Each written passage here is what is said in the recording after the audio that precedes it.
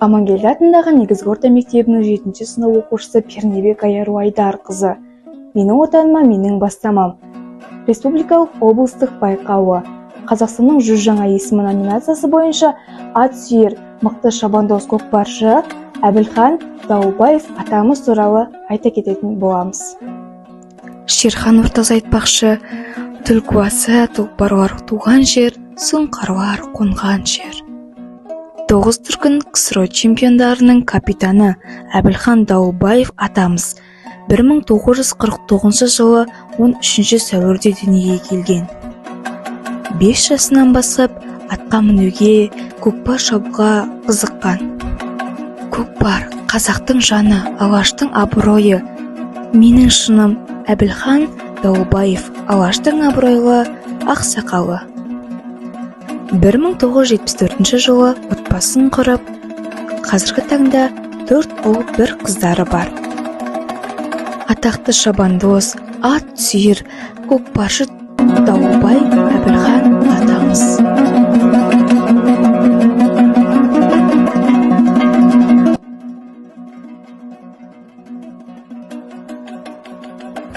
Бүгін біз ат сүйер көкпаршы шабандоз Дауылбай Әбілхан атамыздың үйінде қонақтамыз. Бүгін біз атақты шабандоз ат сүйер көкпаршы Дауылбай атамыздың үйіне қонаққа келдік. Енді Әбілхан ата, бізге қысқаша түрде туған жеріңіз туралы айтып берсеңіз, қалай болады?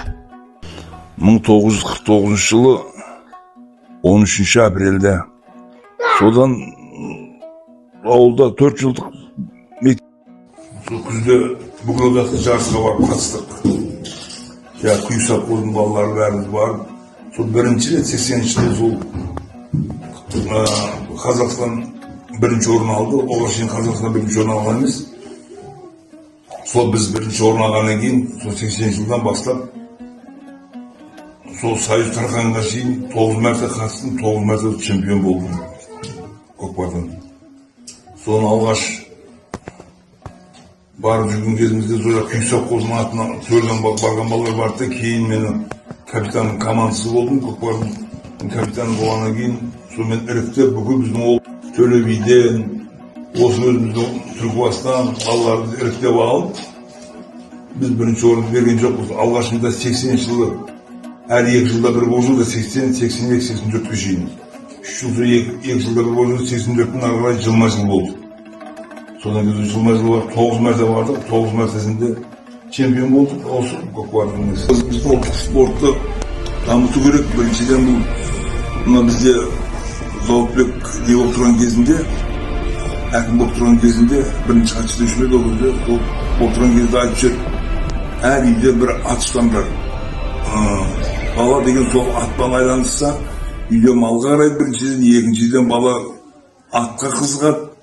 Сөйтіп мына көкпар ойынын, ұлттық ойынымыз бұны қолға алады деп сонымен сол Зауытбек бастаған еді. Жастарға деген батаңызды берсеңіз енді.